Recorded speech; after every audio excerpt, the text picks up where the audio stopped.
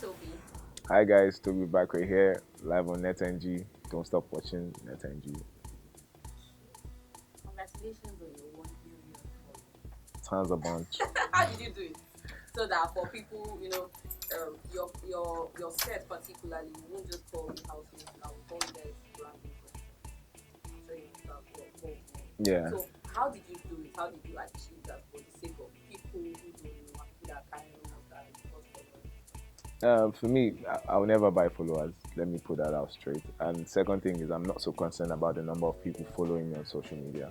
More of my concern is my community who listen to what I have to say, who follow the messages I preach, and who really support me. So it's not, for me, it's not about the numbers. Yeah, it's cool to have 1 million followers. Yeah, and it just gives you that recognition for brands that want you to influence. Like you have the numbers, but besides that advantage of, oh, now they see me as a guy that has the numbers.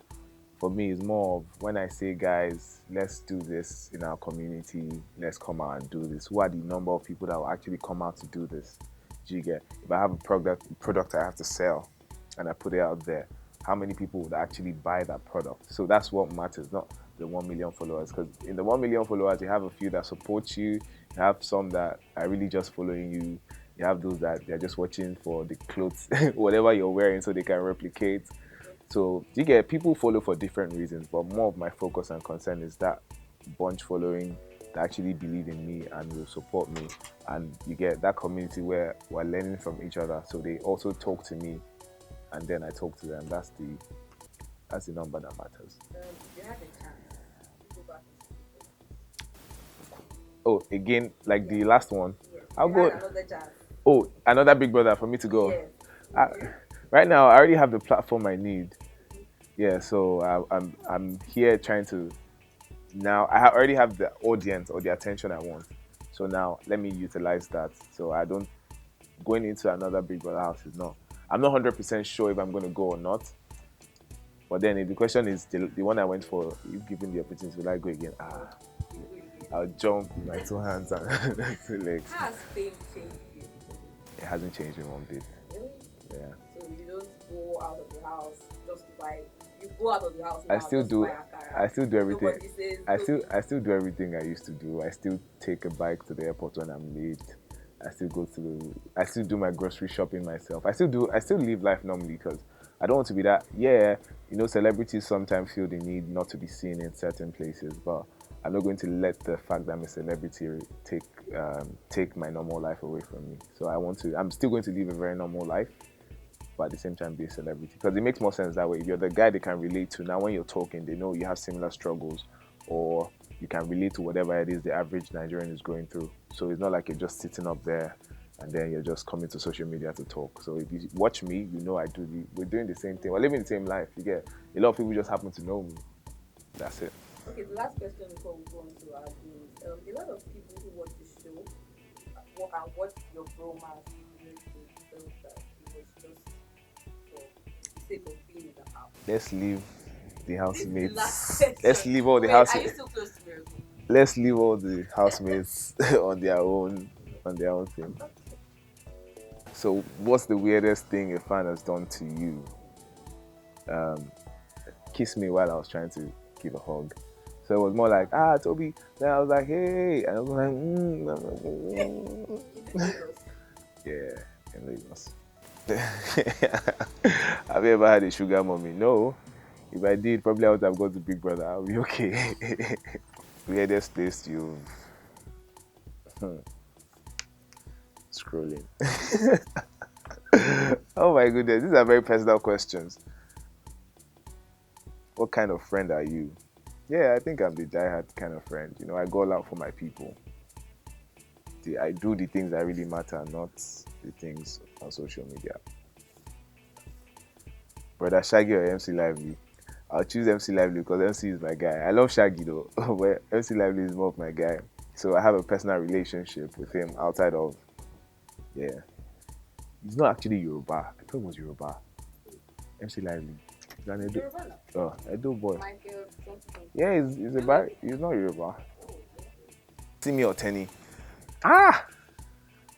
Simi. Because Simi has a body of work.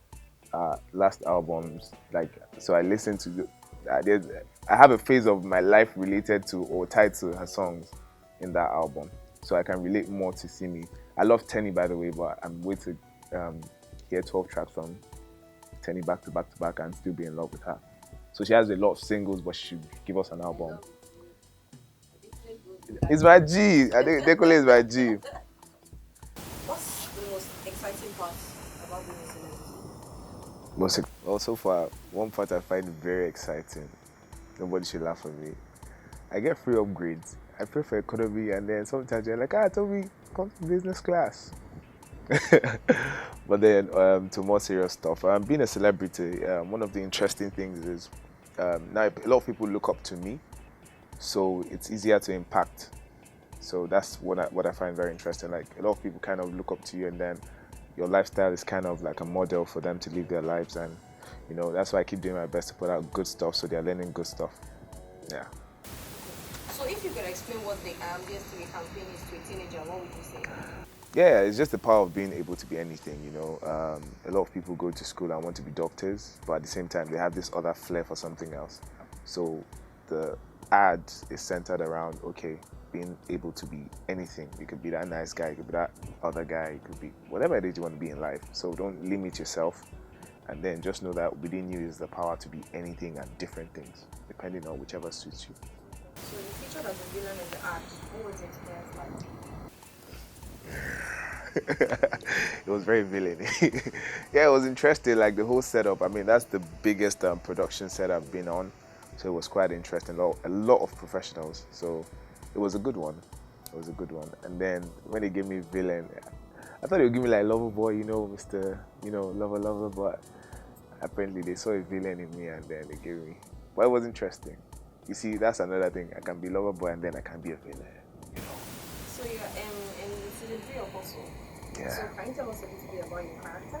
Yeah. So Yeah, sorry. How you describe? Okay, maybe just if you want to. how I describe. About your character on Hustle. Okay, my character on Hustle, Toby Smith, he's a returnee, just got back. And then he's that guy they think, okay, maybe he's a baller or he's a botty, like they'll say. But he's actually a street smart guy, and at the same time, he's a charmer. So that's Toby Smith. So he ends up schooling them a number of times. How would you describe the hustle spirit of young Nigerian entertainers? Yeah, it's tough out there. Like there's a whole lot of competition. There's a whole lot of like innovation. So everybody is doing something different or doing the same thing in a different way. So like it's almost, it feels saturated sometimes. So what I always preach is just remain you. At least nobody can do you better than you do. So. But then the hustle spirit is live out there. You have people waking up at 7 a.m. to get work done till midnight, day to day through the week. So living the banking life, living the corporate life, I thought it was going to be a different experience. I had to wake up 4:30, 5 o'clock and close at about 10. I thought in this life I'll have the luxury of waking up at 10, but I find myself waking up at 6 a.m. for 5 days in a week. So, well, it's more interesting though, because every day has a different challenge it brings. So you were made popular by a multi-choice platform.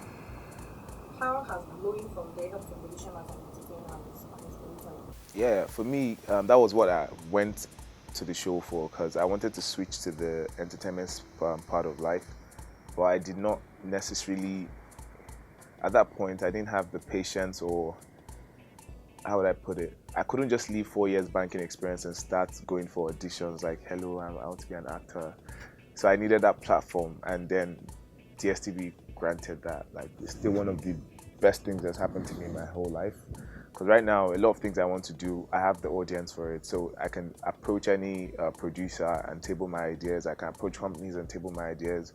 And even on my own, I can do my project, and then I have the audience for it. So thanks to DSTV for that. I remain forever grateful and loyal to your consistency. What's your thoughts on the role of television programming when it comes to fostering awareness in Nigeria? Okay, it can be underestimated because a lot of people watch TV. No matter how traditional it is, a lot of people are more online, or I feel the online thing is picking up more, but a lot of people still watch TVs. You have the older generation to the younger generation. Everybody's still watching TV. So there's a lot of message that can be passed via television. So then, if we have more, let me say, programs and stuff, when it's entertainment related, you're enjoying it, but eventually you get the message. So if a lot of oneness, unity can be put into entertainment, so where they are entertained, but eventually they get the message. So I think it's also going a long way. So I see a lot of productions doing that. I mean, the number of movies and number of TV shows that kind of, it's entertaining, but then it also has its own message. So TV has a huge, huge role to play. And so far, we're not doing badly, but we can always do better. So what should we expect from Toby? What plans do you have? Okay, aside Hustle, there are going to be a few more movie productions. And then I want to close the year because I've been doing a lot of stuff through the year. I had a few brand promises after I came out of the house, stuff on fitness, social responsibilities, hosting, acting. And I've been doing all of that. So the last one will just be the exhibition because I also do photography. So that would be like the last to just wrap up the year, and then we set new goals and new challenges for the new year. Yeah, so just that kind of stuff. So you see more of me on TV, acting, hosting, and all of that.